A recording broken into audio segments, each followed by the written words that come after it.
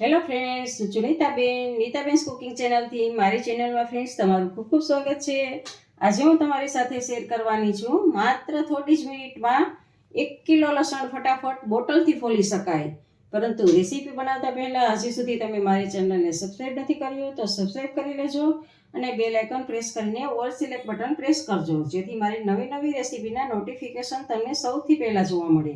અને જો તમને મારો આ વિડીયો ગમતો હોય તો વિડીયોને લાઈક કરવાનું અને શેર કરવાનું ભૂલતા નહીં, અને નીચે કમેન્ટ બોક્સમાં કમેન્ટ કરવાનું ભૂલતા નહીં, કારણ કે જિંદગી ખૂબસૂરત છે. હસતા જાઓ ને કમેન્ટ કરતા જાઓ. તો ચાલો બનાવીએ.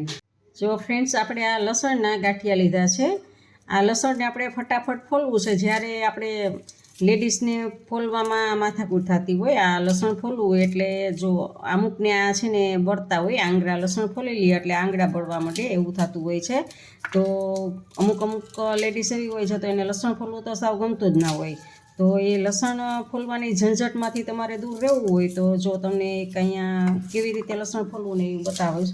આપણે બોટલથી લસણ ફોલશું, અને એ પણ તમારે 1 કિલો લસણ ફોલવું હોય તો ફટાફટ તમારે 15 થી 20 મિનિટમાં તમે 1 કિલો લસણ ફોલી શકો છો. જુઓ, આ લસણને આવી રીતે કળી બધી જ અલગ કરી લેવાની છે. આ લસણના ગાંઠિયામાંથી બધી જ કળી આમ અલગ કરી લેશું, અને આવા છોતરા પણ આપણે અલગ કરી લેશું. જુઓ, આને પણ અલગ કરી લેશું. આવી રીતે મારી અને આવી રીતે બધી અલગ એકઈ કળીને ભેગી રાખવાની નથી. જો આવી રીતે 2 કળી હોય ને તો એને અલગ કરી લેવાની છે. જો આવી રીતે આમ બધી ટોટલી કળી આપણે અલગ કરશું, અને એટલું સરસ ફટાફટ લસણ આ ફોલાઈ જશે ને કે તમને આ જ્યારે કોઈ હોટલમાં કે કાંઈ વધારે લસણ ફોલવાનું હોય ને તો એ લોકો આવી રીતે જ કરતા હોય છે, કે ત્યાં તો વધારે જરૂર પડતી હોય છે લસણ ફોલવાની. અને લસણ ફોલવું એ જો આ એક સાવ સહેલી રીત છે. જુઓ, આવી રીતે આમ બધી જ કળીઓને અલગ કરી. તો જુઓ ફ્રેન્ડ્સ, આ બધા જ ગાંઠિયાની આવી રીતે કળી કરી નાખશું અલગ. અને આ એક સાવ સહેલી મેથડ છે, અને તમારે ઇઝીલીથી ફોલાઈ જાય છે. અને જે કોઈને પછીથી હાથના નખ દુખતા બળતા હોય તો એના માટે એક ખાસ સારી એવી ટિપ્સ છે લસણ ફોલવાની. અને જુઓ, આવી રીતે આમ બધું જ આવી રીતે ફોતળા છે એ વધારાના બધા જ આપણે કાઢી લેવાના છે. અને તમે જો તમારી પાસે બોટલ એવી ના હોય, લગભગ તો બધાના ઘરમાં બોટલ હોય છે, બોટલ ના હોય તો એક એવો ડબ્બો હોય છે, તો ડબ્બામાં પણ તમે એવી રીતે લસણ ફોલી શકો છો. તો કોઈ પણ એક પેક વસ્તુ ઢાંકણ ઢાંકીને પેક વસ્તુ થાય ડબ્બા જેવું, એમાં તમે આ કરી શકો છો. અને જુઓ, આ બધો જ કચરો બહાર કાઢી લેશું, જેથી કરીને કળી એકલી દેખાય. અને આવી ડબલ હોય એ બધી જ અલગ કરી લેવાની છે. જુઓ, આવી રીતે આમ બધી જ અલગ કરી લેશું.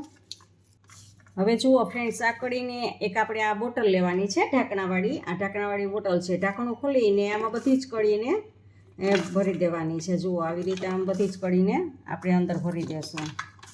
અને કારણ કે આપણે બોટલથી લસણ ફોલવું છે એટલે આમાં બોટલમાં આપણે કળી ભરવી જરૂરી છે. પહેલાં બધી એક અલગ કરી નાખશું એટલે જ આમાં બોટલમાં જશે. જો 2-3 ભેગી હશે તો બોટલમાં નહીં જાય. તો ફ્રેન્ડ્સ, આવી રીતે બધી જ આપણે કળી આમાં ભરી લઈએ. જુઓ ફ્રેન્ડ્સ, આમાં બધી જ આપણે 4 ગાંઠિયા હતા, 4 ગાંઠિયાની આપણે આમાં કળી ભરી લીધી છે. અને હવે આપણે આ ચણા છે, દેશી ચણા છે. તમે કાબુલી સફેદ ચણા હોય છે એ ચણા પણ તમે લઈ શકો છો. તો 4 ગાંઠિયા લસણ છે તો 2 મુઠ્ઠી ભરીને આમાં ચણા એડ કરવાના છે. જુઓ ફ્રેન્ડ્સ, આમાં 2 મુઠ્ઠી ભરીને ચણા એડ કરશું. જુઓ ફ્રેન્ડ્સ, આમાં હવે આપણે આ ચણા પણ ભરી લીધા છે 2 મુઠ્ઠી, અને ઢાંકણને આપણે પેક કરી દેવાનું છે. અને આવી રીતે આ મિક્સ કરી દેવાનું છે. જુઓ, અને આવી રીતે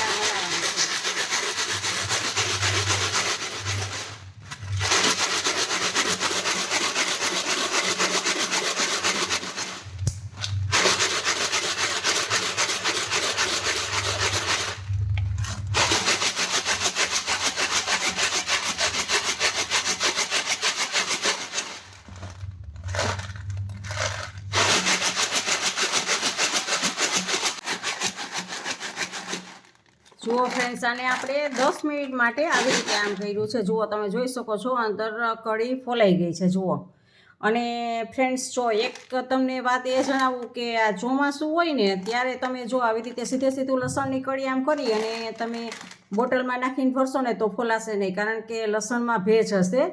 જો એ તડકો નીકળે ને ત્યારે તડકામાં લસણની કળી છૂટી પાડી અને એક મોટી પ્લેટ લઈ અને પ્લેટમાં પોળી તડકે રાખી દેવાની. 1 કલાક સુધી તડકે તપાવી અને પછી આ કરશો ને એટલે તડકે તપાવવાથી તમારે લસણની કળીમાંથી ભેજ નીકળી જશે, એટલે ઉપરનું છોતરું છે એ આસાનીથી છૂટું પડી જશે. અને જો ઉનાળામાં કરતા હો તો કાંઈ એવી પ્રોસેસ કરવાની જરૂર નથી તડકે તપાવવાની, તો તમારું આસાનીથી છોતરું, કારણ કે જો આ ચણા સાથે લસણની કળી અથડાવાથી હર વખત આમ અથડાવાથી ફોતરું છે એ અલગ પડી જાય છે. પણ એમાં લસણમાં ભેજ ના હોવો જોઈએ, ચોમાસામાં ભેજ હોય છે એટલે તપાવવું ખાસ જરૂરી છે. જો તમે એમને લસણ ફોડશો ને તો લસણ ફોલાશે નહીં અને તમે એમ કહેશો કે નીતાબેને તો આ ખોટી રીતે આપણને વિડીયો બતાવ્યો, પણ ખોટી રીત નથી ફ્રેન્ડ્સ. તમારે લસણને તપાવવું ખાસ જરૂરી છે.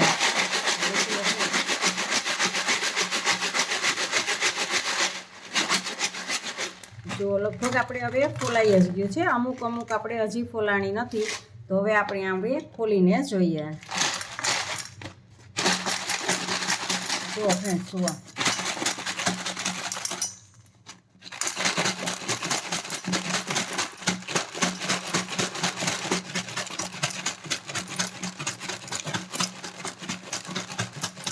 અને બોટલનું મોઢું નાનું હોય છે ને એટલે નીકળતા વાર લાગશે. થોડાક મોટા મોઢાવાળી બોટલ હોય ને તો આસાનીથી ફટાફટ નીકળી જાય છે.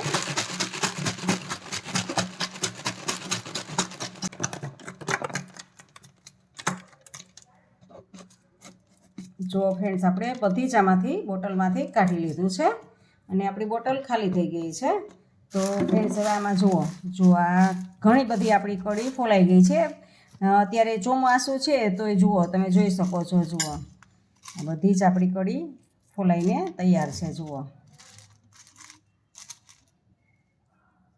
જુઓ આવી રીતે આમ ફોલાઈ ગઈ છે. આમાંથી પછી આમ વીણી લેવાની આપણે કળી.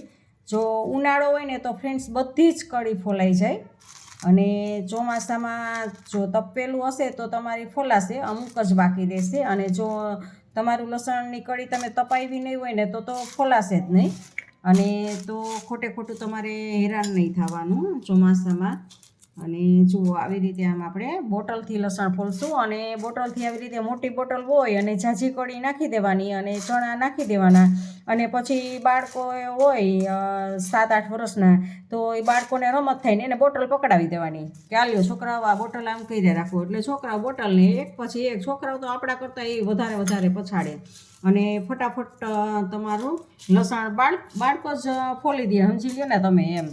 એટલે એવી રીતે આ બાળકો પણ તમે એને આપી દો તો એ પણ ફોલી શકે છે, અને તમે તમારું બીજું કામ કરો અને તમારું લસણ એ ફોલાઈ જાય એવું થાય છે. તો જુઓ ફ્રેન્ડ્સ, આવી રીતે આપણે જુઓ આમાંથી ઘણી બધી આપણી કળી ફોલાઈ ગઈ છે. અત્યારે ભેજને હિસાબે આટલી કળી રહી ગઈ છે, નહીંતર આ કળી નારીએ બધી જ ફોલાઈ જાય.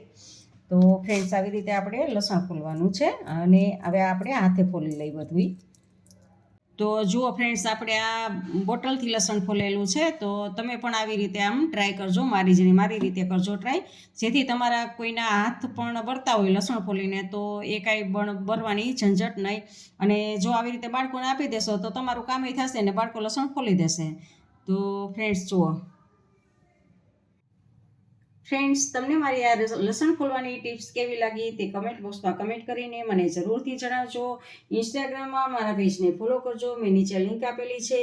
અને તમને આ ટિપ્સ ગમે તો લાઈક કરીને તમારા ફેમિલી મેમ્બર્સ અને ગ્રુપમાં શેર કરજો, અને મારી ચેનલને સબસ્ક્રાઈબ કરવાનું ભૂલતા નહીં. આવજો, બાય, ફરી મળીએ નવી રેસીપી સાથે.